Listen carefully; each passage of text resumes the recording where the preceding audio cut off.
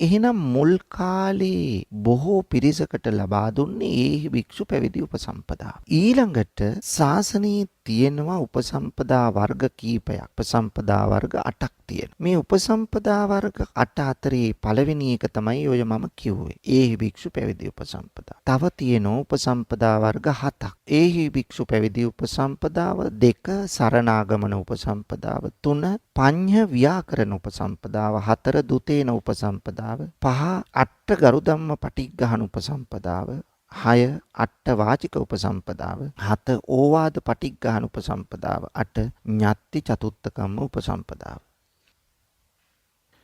සමන්ත චක්කවාලේසු අත්‍රා ගච්ඡන්තු දේවතා සද්ධම්මං මුනි රාජස්ස සුනන්තු සග්ග මොක්ඛදං ධම්මස්සවන කාලෝ අයං බදන්තා ධම්මස්සවන කාලෝ අයං බදන්තා ධම්මස්සවන කාලෝ අයං බදන්තා නමෝ තස්ස භගවතු අරහතෝ සම්මා සම්බුද්දස්ස නමෝ තස්ස භගවතු අරහතෝ සම්මා සම්බුද්දස්ස නමෝ තස්ස භගවතු අරහතෝ සම්මා සම්බුද්දස්ස.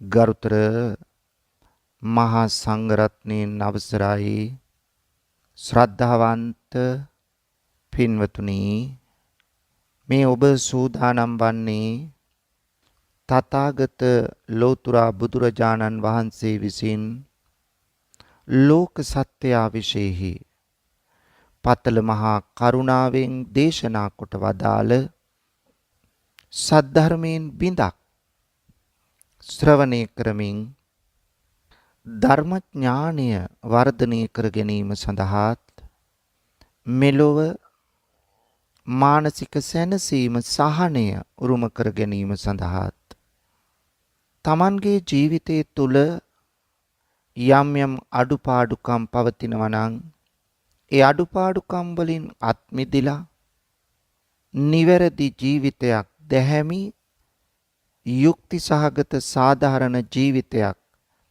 ගත කිරීමට අවශ්‍ය කරන පරිසරය සකස් කර ගැනීම සඳහාත් ඒ වගේම මෙලොව වශයෙන් ජීවිතය සාර්ථක කරගෙන පරලෝ ජීවිතයත් වාසනාවන්ත ප්‍රතිසන්දියක උපත ලබාගෙන පින්වතුනි, ඒ සියල්ලටමත් වඩා සංසාරයේ අනන්ත කාලයක් ඉපදෙමින් මැරෙමින් යන මේ ගමනේ අන්න ඒ සසරගත දුක නිවලා ආධ්‍යාත්මී ඇති කරගන්නා අවබෝධය තුළින් නිර්වාණය සාක්ෂාත් කර ගැනීම කියන මේ කාරණා සියල්ල මුදුන්පත් කර ගැනීම පිණිසයි ධර්මයෙන් දැනුවත් වීම අවශ්‍ය වන්නේ.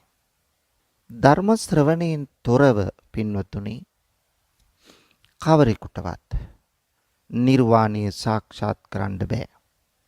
මොකද පර්යාප්තියෙන් දැනුවත් නොවි අපට ප්‍රතිපත්තිය පුරන්න බෑ.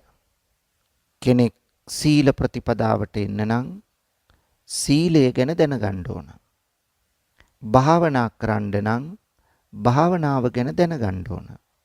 ධර්මයේ පිළිපදින්න නම් ධර්මයේ පිළිබඳ දැනුවත් වෙන්න ඕන. ඒ දැනුවත් භාවය ලබා ගන්න පර්යාප්තිය අවශ්‍යයි පින්වතුනි. ඒ නිසා ධර්මයේ ශ්‍රවණය කිරීම අත්‍යවශ්‍ය කාරණයක්. ධර්ම ශ්‍රවණයෙන් තොරව ඒකයි මා කීවේ නිර්වාණය සාක්ෂාත් කරන්න බෑ කියලා. ඒ නිසා නිවන් දැකීම විශේෂයි අත්‍යවශ්‍යයි පින්වතුනි ධර්ම ශ්‍රවණය. අඩුම ගානේ තමන්ගේ චරිතයට අනුව භාවනා කමටහනක් ලබාගෙන බවුන් වැඩිම සඳහා කටයුතු කරන්න නම් භාවනාව පිළිබඳව කමටහන පිළිබඳව අපි දැනුවත් වීම අත්‍යවශ්‍යයි.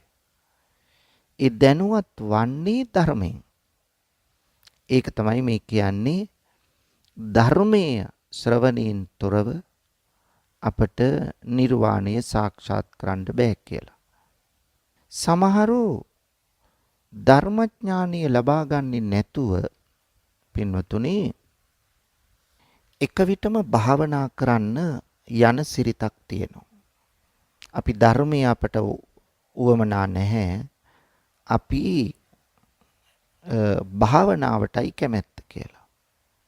එතකොට එතනත් ධර්ම ශ්‍රවණය තුලින් තමයි භාවනාවට යන්නේ. හැබැයි ඒ දැනගන්නේ භාවනාව ගැන.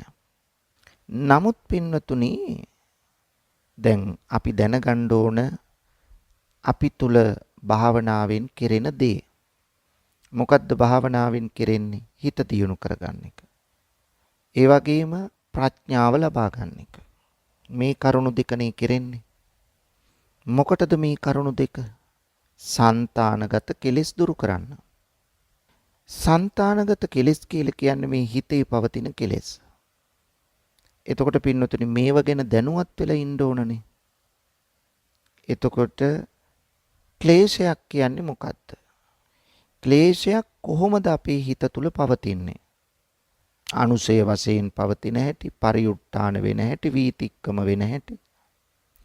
එතකොට මේ කෙලෙස් කොහොමද අපි ප්‍රහාණය කරන්නේ?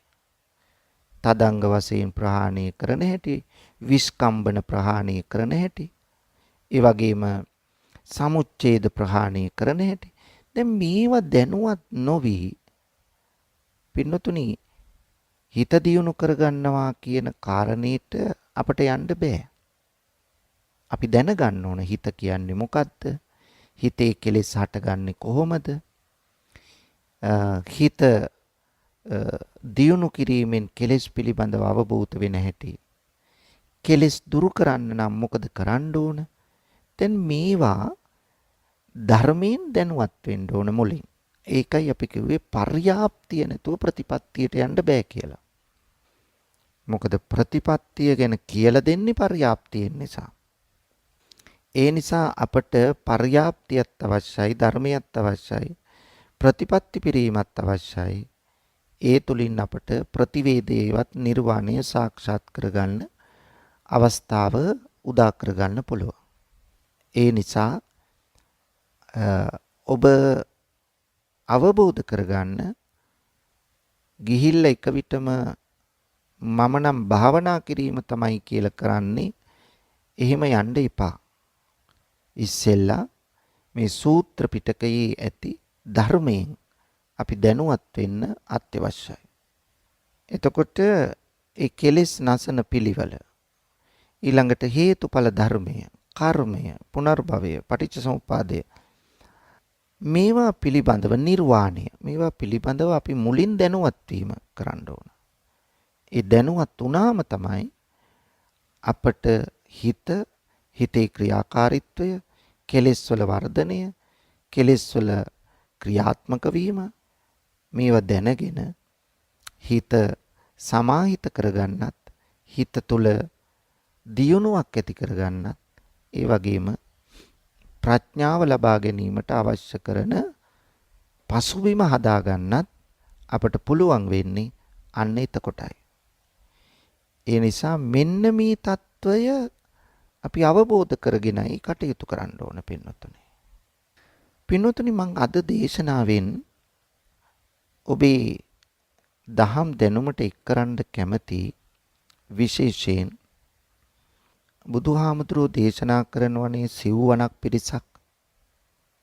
අපි දැනුවත් වෙන්න ඕනනේ මොකද්ද සිව්වනක් පිරිස කියන්නේ? භික්ෂු භික්ෂුණී උපාසක උපාසිකා.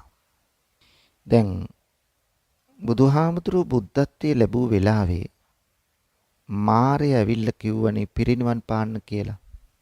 ඒ වෙලාවේ බුදුහාමුදුරුවෝ දුන්නු මාරයට දුන්නු උත්තරේ මොකද්ද? මම අනාගතේ ගොඩනගනවා භික්ෂු භික්ෂුණී උපාසක උපාසිකා කියලා සිව්වනක් පිරිසක්. මේ සිව්වනක් පිරිස ව්‍යක්ත විනීත විශාරද බහුශෘත ධර්මදර විනයදර ධර්මානුධර්ම ප්‍රතිපන්න සාමීචි ප්‍රතිපන්න පිරිසක් මේ ධර්මයේ ඉගෙනගෙන මේ ධර්මයේ විවරණය කරමින් ධර්මයේ ගෙනහැර දක්වමින් කටයුතු කරනකම් මම පිරිනුවන් පාන්නේ නැහැ. මේක තමයි මාරයට දුන්න උත්තරේ. ඒකට තමයි මාරයා ඉවත් වෙලා ගියා. පින්වතුනි බුදුහාමුදුරුවෝ එහෙනම් ලෝකයේ ඇමතුවේ මේ වචන හතරෙන්. මොකද්ද වචන හතර? භික්ෂු භික්ෂුණී උපාසක උපාසිකා. භික්ෂු කියලා කියන්නේ ගිහි සමාජය තුලම ඇතිවන නවතම සමාජයක්. මොකද බෞද්ධ භික්ෂු සමාජයක් ඒ වෙනකන් ಭಾರತೀಯ සමාජයේ තිබුණේ නැහැ. වෙනත් තිබුණා ඕනතරම් ශ්‍රමණ සම්ප්‍රදායන්, ශ්‍රමණ නිකායන්, තාපස නිගණ්ඨ ජටිල ආජීවක පරිබ්‍රාජක ආදී කොටස් තිබුණා. බෞද්ධ ශ්‍රමණ සම්ප්‍රදායක් ලෝකයට ඇති වෙන්නේ පළවෙනි වතාවටයි. ඒ නිසා මේ බෞද්ධ ශ්‍රමණ සම්ප්‍රදාය හැඳින්වුවේ භික්ෂු කියලා. භික්ෂු කියලා කියන්නේ භික්ෂාව. අන් අයගෙන් යැපෙනවා යන අර්ථය. ඒ වගේම ලොව ඇති සියලු දේ චින්දති බින්දති කැඩෙන බිඳෙන බව දන්නවා යන අර්ථය. ඒ වගේම ගිහිගෙන් නික්මී නෙක්කම්ම සැප සොයා ගිය උතුම් නික්මීමක් ඇති පිරිසක් කියන අර්ථය පින්වතුනි. මේ භික්ෂු කිව්වත් භික්ෂුණී කිව්වත් තියෙන්නේ. උපාසක උපාසිකා කියන්නේ ඇයි? උපාසක කියලා කියන්නේ තෙරුවන් සරණ ගියා කියන එකයි.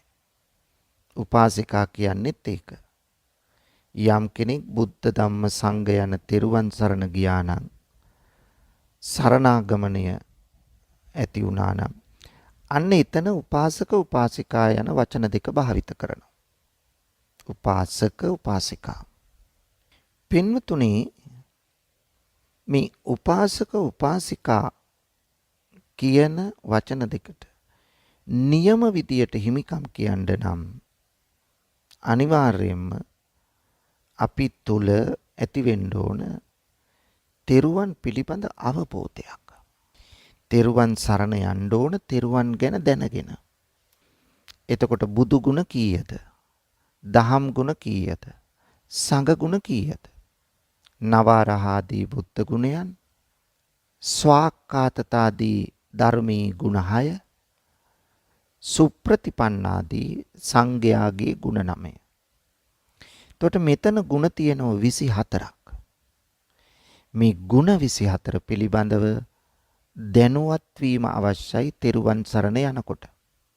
ලෝකේ කිසිම ඉගැන්වීමක, දර්ශනයක, චින්තනයක නැති සුවිශේෂීම ගුණ 24ක් තමයි මේ තෙරුවන් ගුණ කියලා කියන්නේ. එතකොට උපාසක උපාසිකා කියලා කියනකොට මෙන්න මේ ගුණ 24න් දැනුවත් වීම අවශ්‍යයි. එතකොට භික්ෂුව භික්ෂු ස්වභාවයට පත් වෙද්දී දැනුවත් විය යුතු කොටසක් තියෙනවා. ගිහියෙක් උපාසක වෙනකොට උපාසිකා වෙනකොට දැනුවත් විය යුතු කොටසක් තියෙනවා. මේවා පිළිබඳ දැනුවත් වීම තුල තමයි තමන්ගේ වචනයට වචනේ සැබෑ අරුතට අපි සාධාරණයක් කළා වෙන්නේ. නැත්තම් වෙන්නේ ලේබලේ විතරක් වෙනවා. භික්ෂු ලේබලේ, භික්ෂුණී ලේබලේ, උපාසක ලේබලේ, උපාසිකා ලේබලේ. නමුත් ඊට එහා අපි යන්න ඕන. ඒකයි මේ කියන්නේ.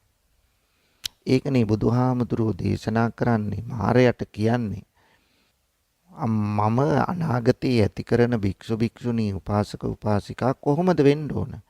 ව්‍යක්ත වෙන්න ඕන. විනීත වෙන්න ඕන. විශාරද ධර්මයෙන් විශාරද වෙන්න ඕන. ධර්මදර වෙන්න ඕන. විනයදර වෙන්න ඕන. දැන් බලන්න මේ වචනවල අර්ථය බැලුවහම කොයිතරම් ධර්මයෙන් සන්නද්ධ පිරිසක් වෙන්න ඕනද? අපි කොටස් හතරම භික්ෂුව භික්ෂුණිය කියන කොටස් දෙක විතරක් නෙවෙයි. උපාසක උපාසිකා කියන කොටස් දෙකත්. ඒ කොටස් දෙකත් අනිවාර්යෙන්ම පින්වතුනි අත්‍යවශ්‍ය වෙනවා. මොනෝ වෙන එකද? අත්‍යවශ්‍යයි මේ ධර්මයෙන් දැනුවත් වීම. ධර්මයෙන් සන්නද්ධ වීම. එතෙන්ට යන්නේ නැතුව අර ලේබලේ විතරක් තියෙනකොට තමයි එතකොට හිතන්නේ බුද්ධාගම බෞද්ධකම කියලා කියන්නේ දන් දෙන එකයි, පොයට සිල් ගන්න එකයි, මල් පහන් පූජා කරන එකයි, ගෙදර පිරිත් ටික කියා ගන්න එකයි, පාංශු කූලි දෙන එකයි. ඕව තමයි බුද්ධාගම බෞද්ධයෙක් කියලා හිතනවා. බෞද්ධයාට ඊට වඩා වගකීම් තියෙන පින්නතුනේ. බෞද්ධයා ධර්මයෙන් දැනුවත් වෙන්න ඕන. ඒ දැනුවත් නොවීම තමයි මේ අභාග්‍ය සම්පන්න දේවල් වලට මුහුණ දෙන්නේ. ධර්මයෙන් දැනුවත් නොවුනහම ලේබලේ විතරක් තියෙනකොට එතකොට මොකද වෙන්නේ? Tamanට නිසි තීරණයක් ගන්න බෑ. වෙනින් දේවවාදී ආගමකින් ඇවිල්ලා කිව්වොත් එහෙම ඔන්න දෙවියන් වහන්සේෝ සේරම කළා දෙනවා මෙහෙ එන්න කියලා. අර බෞද්ධ ලේබලේ ගලවලා අනිත් ආගමක ලේබලේ ගහ ගන්නවා. මොකද මේ ධර්මයෙන් දැනුවත් නොවීම නිසා. ලෝකී විශිෂ්ටතම ශ්‍රේෂ්ඨතම දර්ශනීය බෞද්ධ දර්ශනයයි. ඒක ආගමකට සීමා වෙන දෙවියන් වහන්සේ සිද්ධ කරන දෙයක් නෙවෙයි. ඒක තමන් ස්වාධීනව නිදහස්ව සොයා බලලා ස්වකීය නුවණින්ම සයන් ශික්ෂණයක් තුලින්ම ඉදිරියට යා යුතු වැඩපිළිවෙලක්. එහෙම නැතුව කවුරුවත් ළඟට ගෙනල්ලා දෙන දෙයක් නෙවෙයි. තමාගේ ස්වාමියා තමා. තමාගේ ගැලවුම් කරුවා දෙවියෙක් නෙවෙයි තමන්. තමාගේ විමුක්තිදායකයා තමන්. ඒක නිසා අත්තාහි අත්තනෝනාතෝ කෝහිනාතෝ පරෝසියා. සුද්ධි අසුද්ධි පච්චත්තං නාඤ්ඤමඤ්ඤෝ විසෝදෙමේ. පිරිසිදු බව අපිරිසිදු බව සකස් කරන්න වෙන කවුරුවත් නෙවෙයි. පිහිට වෙන්නේ වෙන කවුරුවත් නෙවෙයි. තමන්ට පිහිට වෙන්නේ තමන්මයි. තමන්ගේ පිරිසිදුකම හදන්නේ තමන්මයි. ඒ නිසා පින්නතුනි භික්ෂු භික්ෂුණී උපාසක උපාසිකා අපි කවුරුත් ධර්මයෙන් දැනුවත් වී ඉස්සරහට යන්න ඕන. එහෙම නැත්නම් පුහු ආටෝප සාටෝප සාඩම්බර ජීවිතයකට විතරයි අපි හිමිකම් කියන්නේ. ඇතුළත මොකුත් නැහැ. පිටින් ලේබලේ තියෙන වැඩක් නැහැ.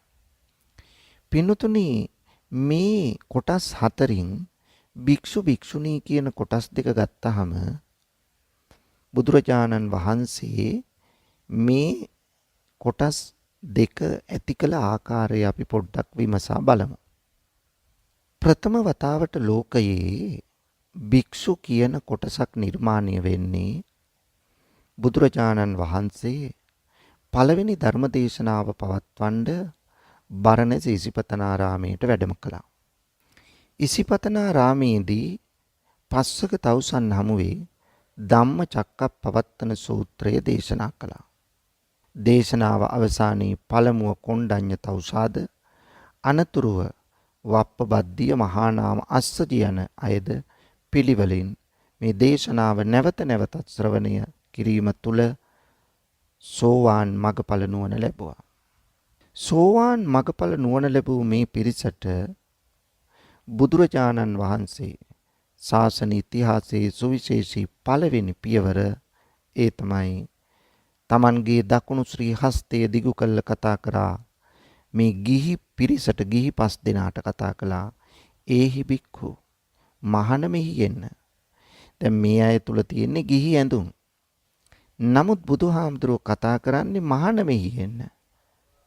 භික්ෂුව මෙහාට එන්න කියලා කතා කරන්නේ. අර ගිහි අයට කතා කරනවා දකුණු ශ්‍රී හස්තය දිගු කරලා ඒහි භික්ඛුචර බ්‍රහ්මචරියං සම්මා දුක්ඛස් අන්ත කිරියාය. මහාන මෙහි එන්න බඹසරේ හැසිරෙන්න දුක් කෙලවර කරන්න. මෙහෙම කතා කරනකොට පින්නතුනි අර පස් දෙනාගෙම හිසකිස් කැපිලා ගිහිවත් ඉවත් වෙලා ගිහි ඇඳුම් ඉවත් වෙලා සිවුරු ඉබේ පෙරවිලා බුදුරජාණන් වහන්සේ ඉදිරිපිට පෙනී සිටියා මහා තෙරුන් වහන්සේලාසේ මහ භික්ෂු නම වශයෙන් පෙනී සිටියා. මෙන්න මේ පැවිද්ද උපසම්පදාව දෙකම දැන් වර්තමානයේ පැවිදි කරන්න එක අවස්ථාවක් ගන්නවා උපසම්පදා කරන්න තව අවස්ථාවක් ගන්නවා. ඒක කොතනින්ද ඇති වුනේ කියලා අපි බලමු. නමුත් මේ වෙලාවේ පැවිදි වීමයි උපසම්පදා වීමයි දෙකම එකට සිද්ධ වුනේ. මොකද්ද පැවිද්ද කියන්නේ? පැවිද්ද කියලා කියන්නේ ගිහි කෙනෙක් ශාසනයට ඇතුළු වීම. එතකොට එදා අද නම් තියෙන ගොඩක් දේවල් ඒකට කියන්න එදා සිද්ධ වුණේ බුදුහාමුදුරුවන්ගේ දකුණු ශ්‍රී හස්තය දිගු කළ කතා කළා විතරයි. අර පස් දිනාට. හැබැයි පස් දිනාම සෝවාන්. අද පැවිදි වෙන්නේ සෝවාන් අය නෙමෙයිනේ. ඒ නිසා ඒ පස් දිනාම සෝවාන් පස් දිනාට තමයි මේ කතා කරන්නේ. මහාන මෙහි එන්න බඹසරේ හැසිරෙන්න දුක් කෙලවර කරන්න. බඹසර කියන්නේ බ්‍රහ්මචර්යාව කියලා කියන්නේ උතුම් හැසිරීම කියන එකයි.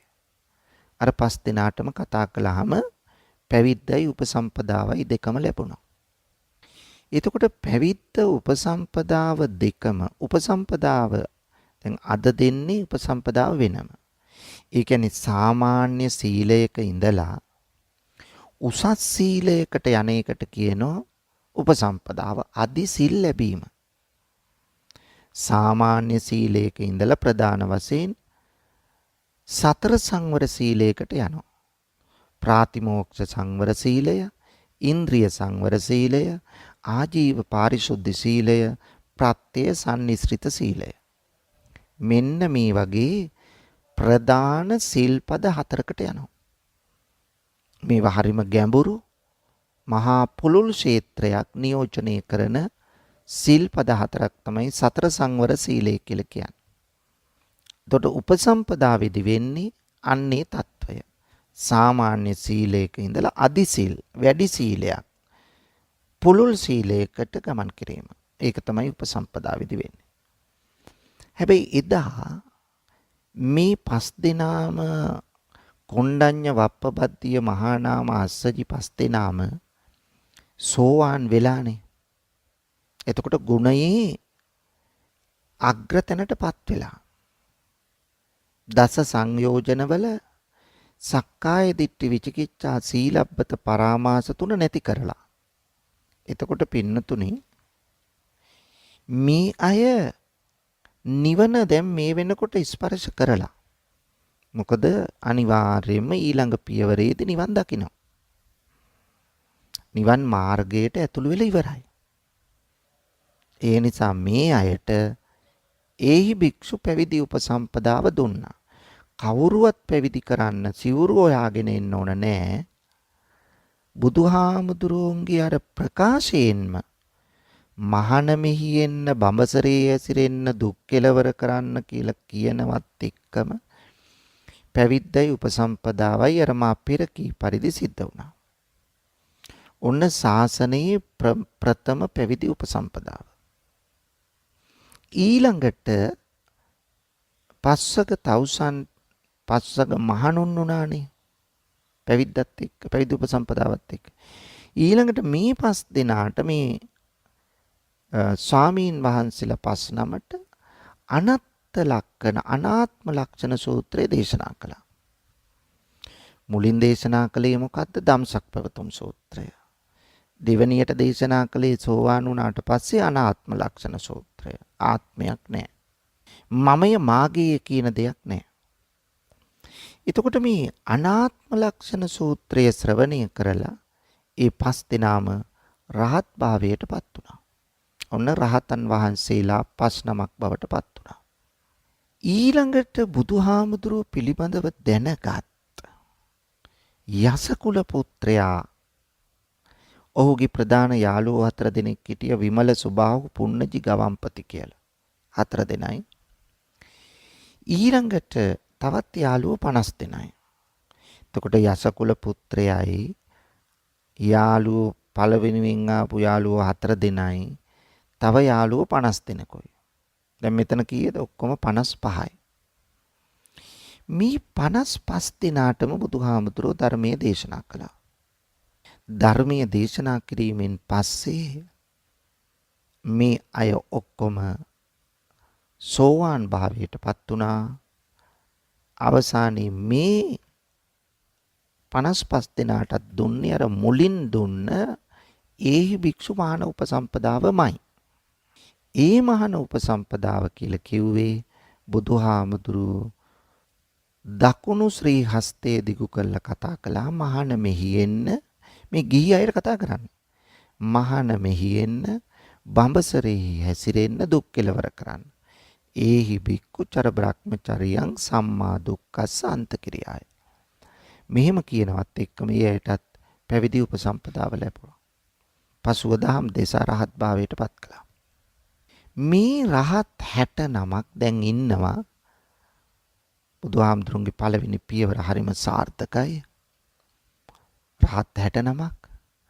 මේ රහත් 69ට අවවාදයක් කරලා බලාගෙන හිටියේ නෑ. යොහු සුළුව ධර්ම ප්‍රචාරය ආරම්භ කළා. රහත් 69 ධර්ම ප්‍රචාරය පිටක් කළා කිව්වා චරත භික්කවේ චාරිකං මහණෙනි චාරිකාවේ හැසිරෙන්න.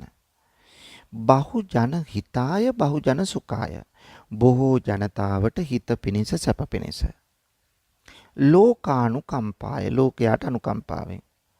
අත්තාය හිතාය සුඛාය අර්ථය පිණිස හිත පිණිස සැප පිණිස. දේව මනුස්සානං දෙව් මිනිසුන්ට හිත සැප පිණිස. චාරිකාවේ හැසිරෙන්න. මා ඒකේන දේ අගමිත්ත. දෙදෙනෙක් හැබැයි එක මාර්ගේ යන්න එපා. මාර්ග 60ක යන්න 60 දෙනා. ගිහිල්ලා දේසේත භික්කවේ ධම්මං භික්කවේ මහණෙනි දේසේත දේශනා කරන්න ධම්මං ධර්මය ආදි කල්යාණං මජ්ජේ කල්යාණං පරියෝසాన කල්යාණං. ආදි කල්යාණං මුල පිරිසිතු, මජ්ජේ කල්යාණං මැද පිරිසිතු, පරියෝසాన කල්යාණං අග පිරිසිතු.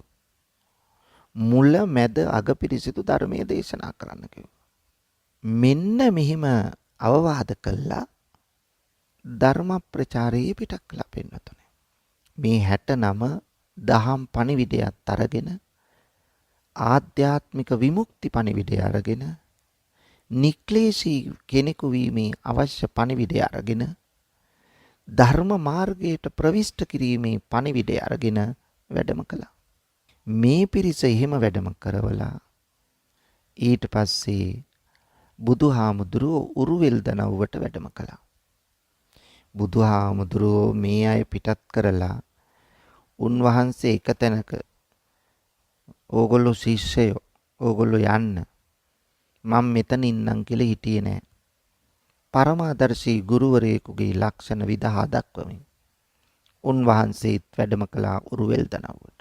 මේ උරුවෙල් දනව්වට යන අතරමඟදී මුණ ගැහුණා බද්ද වග්ගිය කියලා කුමාරවරු 30 දෙනෙක්.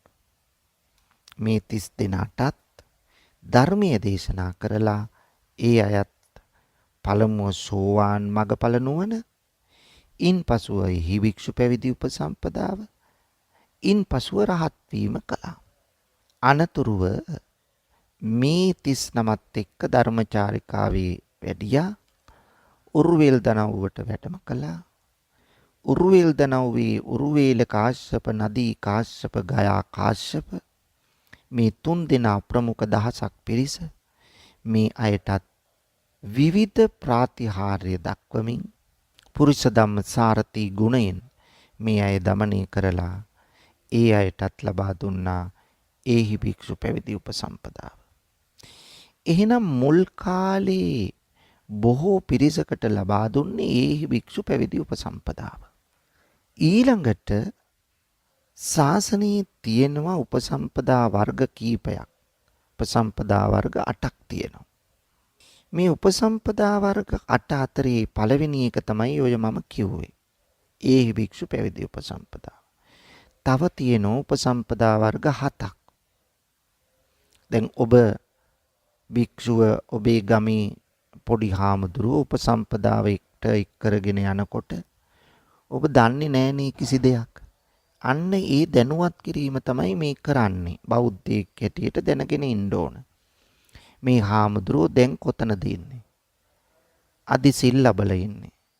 එතකොට උන්වහන්සේට අපි සලකන්න ඕන, ගරු කරන්න ඕන, කටයුතු කරන්න ඕන කොහොමද?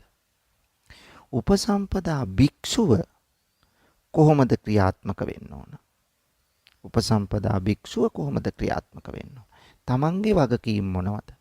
මෙන්න මේ පිළිබඳව දෙපාර්ශවයම දැනුවත් වීම අවශ්‍යයි පින්වතුනි. ඒකයි මේ දැනුවත් කරන්නේ.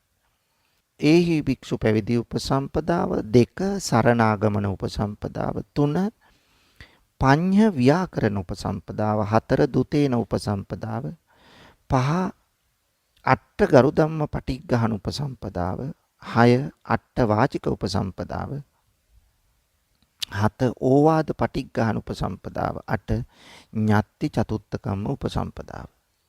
මේවා පිළිබඳ දල වශයෙන් අපි සලකා බලමු මොකද්ද කියන්නේ කියලා. දෙවැනි උපසම්පදාව සරණාගමන උපසම්පදාව. සරණාගමන උපසම්පදාව කියන්නේ පින්වතුනි කෙනෙක් සරණ සීලයේ පිහිටවීමෙන් ලබා දෙන උපසම්පදාව. දැන් සරියුත් හාමුදුරුවෝ රාද කියන බමුණා පැවිදි කරලා උපසම්පදා කළේ මේ සරණාගමන උපසම්පදාවේ. ඒ කියන්නේ මොකද්ද?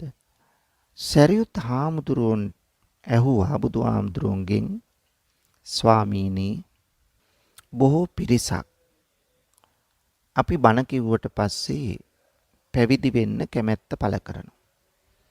මේ අයට මොකද කරන්නේ? අන්න ඒ අය පැවිදි කිරීමේ අවස්ථාව දුන්නා බුදුහාමුදුරුවෝ භික්ෂූන්ට. උන්වහන්සේ අවවාද කළා තාසු දිසාසු ඒ දිසාවල තේසු ජනපදේසු ඒ ජනපදවල පබ්බාජේත පැවිදි කරන්න උපසම්පාදේත උපසම්පදා කරන්න කියලා භික්ෂූන්ට බලය පැවරුවා. බලය විමධ්‍යගත කළා. ශාසනික බලය. එතකොට පින්නතුනි මේ සරණාගමන උපසම්පදාවේදී වෙන්නේ බුද්ධං සරණං ගච්ඡාමි ධම්මං සරණං ගච්ඡාමි සංඝං සරණං ගච්ඡාමි කියලා මේ සරණ සීලයේ පිහිටුවීමත් එක්කම එයාට පැවිද්දයි උපසම්පදාවයි දෙකම ලැබෙනවා. එතකොට රාද බමුණාට ලබා දුන්නේ මෙන්න මේ උපසම්පදාව සරණාගමන උපසම්පදාව. පඤ්ඤ ව්‍යාකරණ උපසම්පදාව පින්වතුනි පඤ්ඤ ව්‍යාකරණ උපසම්පදාවේදී සිද්ධ වෙන්නේ ප්‍රශ්න කීපයක් අහනවා. මොනවද අහන ප්‍රශ්න? ඒක නාමකින්, ද්වේ නාමකින්, තීනි නාම, එක යනු මොකද්ද, දෙක යනු මොකද්ද, තුන යනු මොකද්ද? මේවට දෙන්නේ ගැඹුරු උත්තර. දැන් එක කියන්නේ මොකද්ද කියලා ඇහුවාම අපි හිතනවා මේ එකේ ඉලක්කම ගැන ඇහුවයි කියලා. නෑ. ලෝකයේ තියෙන මිනිසුන්ට තියෙන පළවෙනි ගැටලුව ප්‍රශ්නය මොකද්ද? ඒක නාමකින්. ඒක තමයි මිනිස්සුන්ට කුසකින්න. ඒ නිසා මිනිස්සු සබ්බේ සත්තා ආහාරට්ටිතිකා. සියලු සත්ත්වෝ ආහාරයෙන් යැපෙනවා. ඕක තමයි දෙන්න ඕන උත්තරේ.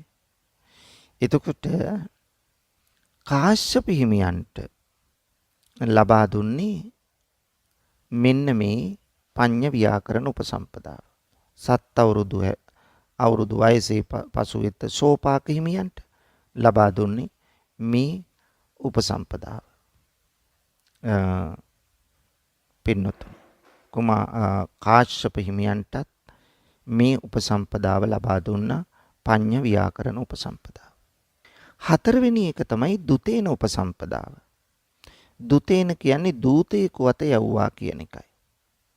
එතකොට දූතයෙකු ලවා කරවන උපසම්පදාව දුතේන උපසම්පදාව. දුතේන උපසම්පදාව දුන්නේ අඩ්ඩ කාසී කියලා කාන්තාවකටයි. එතකොට අඩ්ඩ කාසී තෙරණියට ලබා දුන්නේ මෙන්න මේ උපසම්පදාව. ප්‍රජාපති ගෝතමිය ඇතුළු 500ක් කාන්තාවන්ට ලබා දුන්නේ ගරු ධර්ම 8ක් පනවලා අට ගරු ධර්ම පටිග්ගාන උපසම්පදාව. ඊළඟට උබතෝ සංඝයා, උබතෝ කියන්නේ කොටස් දෙකම භික්ෂු භික්ෂුණී. උබතෝ සංඝයාට ඉදිරියේ ලබා දුන්නේ උපසම්පදාව තමයි අට වාචික උපසම්පදාව. අට වාචික උපසම්පදාව. ඊළඟට ඕවාද පටිග්ගාන උපසම්පදාව. අවවාද වශයෙන් යමක් ප්‍රකාශ කළා.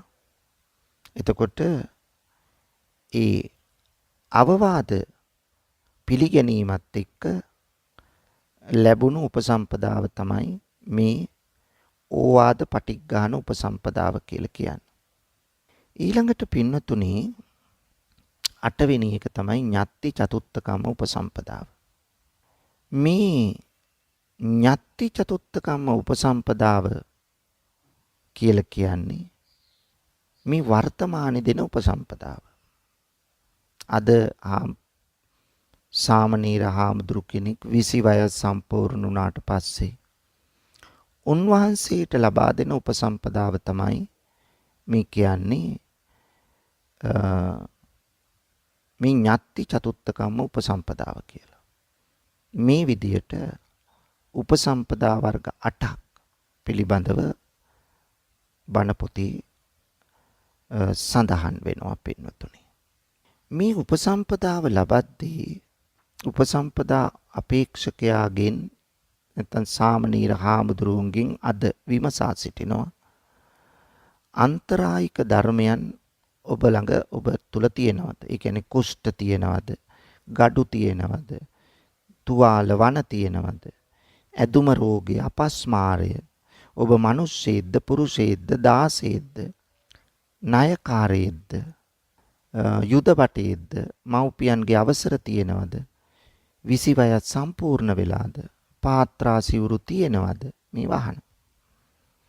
ඒ වහල තමයි උපසම්පදාව ලබා දෙන්නේ. උපසම්පදාව භික්ෂුවකට තියෙනවා පින්වතුනි ඊටාම වැදගත් ශික්ෂා 227ක්. භික්ෂුවකට භික්ෂුණියකට තියෙනවා 311ක්. 304කට අධිකරණ සමත හතත් එකතු වුණාම 311ක් තියෙනවා. එතකොට උපසම්පදා භික්ෂුවක් ප්‍රධාන වශයෙන් 4 පරාජිකාවක් ආරක්ෂා කරන්න ඕන. පරාජිකා නොවි ඉන්න ඕන. ඒකට තියෙනවා මෛතුන ධම්ම පරාජිකාව. මෛතුන සේවනයෙන් කාමාශ්වාදයෙන් අයින් වෙන්න ඕන.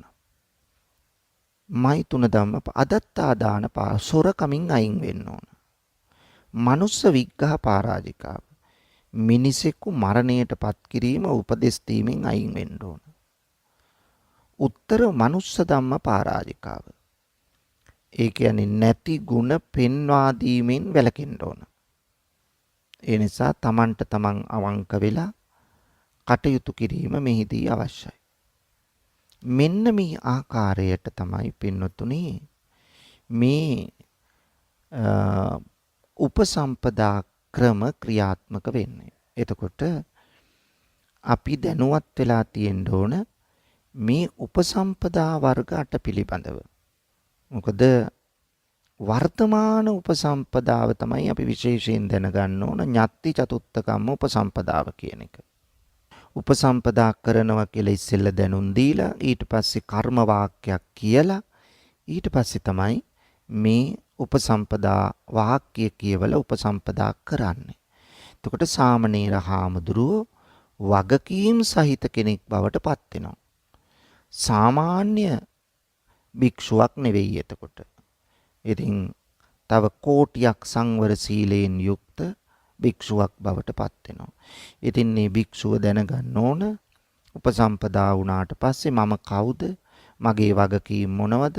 මං කොච්චර ආදර්ශ සම්පන්න වෙන්න ඕනද? මගේ ඇවතුම් පැවතුම් මං ක්‍රියාත්මක කරන්නේ කොහොමද? මේ පිළිබඳව දැනුවත් වීම තියෙන්න ඕන පින්වතුනි. මේ පිළිබඳව දැනුවත් වෙලා තමයි කටයුතු කරන්න ඕන. අන්න ඒ විදියට තමයි ක්‍රියාත්මක වෙන්න ඕන. එතකොට ඔය භික්ෂූන් වහන්සේලා අතරේ තියෙනවනේ මේ සාමණේර පැවිද්ද කියන එකක්. ඔය සාමණේර පැවිද්ද මුලින්ම ඇති උනේ රාහුල කුමාරයා මහාන කරන වෙලාවේ. රාහුල කුමාරයා බුදුහාමුදුරුන්ගෙන් දායාද ඉල්ලන්න ආවට පස්සේ උන්වහන්සේ මේ දායාද ඉල්ලගෙන පන්සලටම ගියාම බුදුහාමුදුරු සරියුත් හාමුදුරන්ට කතා කරලා කිව්වා මේ රාහුල පැවිදි කරන්න කියලා. ශාසන දායාදේ දෙන්න කියලා. ඉතින් රාහුල හාමුදුරුව පොඩිනේ. ඒ නිසා රාහුල හාමුදුරන්ට මෙන්න මේ පැවිද්ද ලබා දුන්නා. මොන පැවිද්දද? සාමණේර පැවිද්ද. එතකොට සාමණේර පැවිද්ද දුන්නේ සරණාගමණයෙන්. සරණාගමණයෙන් තමයි සාමණේර පැවිද්ද දුන්නේ. ඒ නිසා අපට පැහැදිලි වෙනවා පින්වතුනි මෙන්න මේ සරණාගමන පැවිද්ද ලබා දුන්නා සාමණේර පැවිද්ද හැටියට. එතකොට ඔන්න ඔතනින් තමයි සාමණේර පැවිද්ද ඇති උනේ. දැන් ඉතින් සාමණේර පැවිද්ද වෙනමයි උපසම්පදා පැවිද්ද වෙනමයි වශයෙන් තමයි ඇති වෙන්නේ. ඉතින් මේ පිළිබඳව තමයි අපි දැනුවත් වීම අවශ්‍යයි. මේවත් වරින් වර දැනගන්න ඕන පින්වතුනි ශාසනයේ ක්‍රියාකාරකම්. එතකොට අපට ශාසනය පිළිබඳවත් අවබෝධයක් ලැබෙනවා. කරන පින්කම් පිළිබඳවත් අවබෝධයක් ලැබෙනවා. අන්න ඒ සඳහායි මේ අද දැනුවත් කිරීම. ඔබ සැමට සම්මා සම්බුදු සරණයි. ආකාශට්ටා ච බුම්මට්ටා දේවා නාග මහිත්‍තිකා පුඤ්ඤන්තං අනුමෝදිත්වා චිරං රක්칸තු ලෝක සාසනං. ආකාශට්ටා ච බුම්මට්ටා දේවා නාග මහිත්‍තිකා පුඤ්ඤන්තං අනුමෝදිත්වා චිරං රක්칸තු දේශනං. ආකාශට්ටා ච බුම්මට්ටා දේවා නාග මහිත්‍තිකා පුඤ්ඤන්තං අනුමෝදිත්වා චිරං රක්칸තු මම් පරන්ති.